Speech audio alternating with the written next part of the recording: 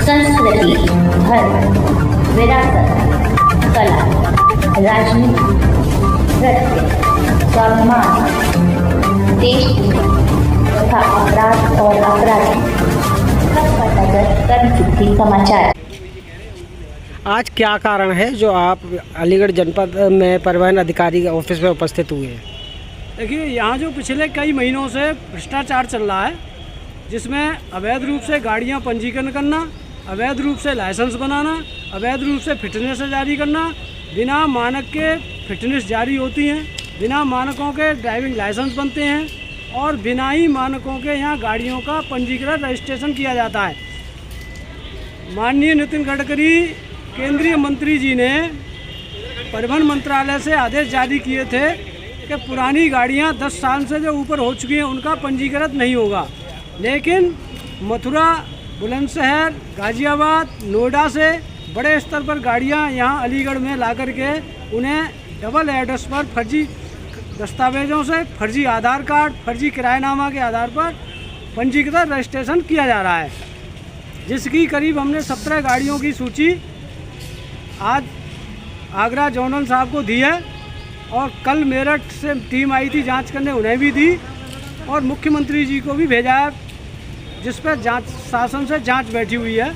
उसी में एक प्रार्थना पत्र आज और हमने दिया है, इसकी जांच की मांग की है, भ्रष्टाचार पर कार्रवाई करने के लिए प्रार्थना पत्र दिया है।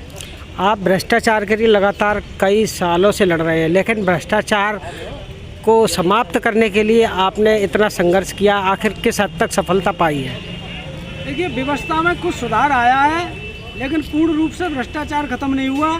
अवैध ओवरलोड गाड़ियां चल रही हैं, हरिद्वार, मथुरा, गाजियाबाद, सोरों, मथुरा सोरों और ओवरलोड जो यहाँ ट्रक चल रहे हैं गिट्टी, बालू, बदरपुट के, उन पर भी RTO अलीगढ़ के द्वारा कोई कार्रवाई नहीं की जाती। जनता कई हादसे हो चुके हैं, ओवरलोड ट्रैक्टर ईंटों के चलते हैं, कोई कार्रवाई करता नहीं है। इस भ्रष्टाचार में लिप्त कौन है, या बड़े अधिकारी या छोटे कर्मचारी? देखिए, बड़ा अधिकारी जब भ्रष्टाचार में लिप्त होगा तो छोटा कर्मचारी का तो स्वभाव है कि वो भ्रष्टाचार करेगा। जब बड़ा अधिकारी भ्रष्टाचार में लिप्त नहीं होगा तो छोटे कर्मचारी की हिम्मत नहीं है कि वो भ्रष्टाचार करे। लेकिन मुझे तो ऐसा लगता है जैसे मुख्यमंत्री जी को जब हम शिकायत करता हूँ और यहाँ जब जांच आती है तो यहाँ जो जांच करने वाले अधिकारी आते हैं वो भी मशरूम की सब्जी खा करके और जांच को ठंडे बस्ते में डालेंगे या मशरूम की सब्जी खा के उसे जांच करके मशहूर हो जाएंगे। ये आने वाले समय में, और जोनल साहब आज आए हैं आगरा से, इन्हें भी हमने एक प्रार्थना पत्र दिया है और उम्मीद करेंगे कि इस भ्रष्टाचार पर कार्रवाई करें जो ARTO प्रशासन अलीगढ़ का जो भ्रष्टाचार चल रहा है। अगर अलीगढ़ जनपद में ऐसे ही भ्रष्टाचार चलता रहा या वाहनों में फर्जीफिकेशन होता रहा तो आखिर क्या स्थिति उत्पन्न हो सकती है?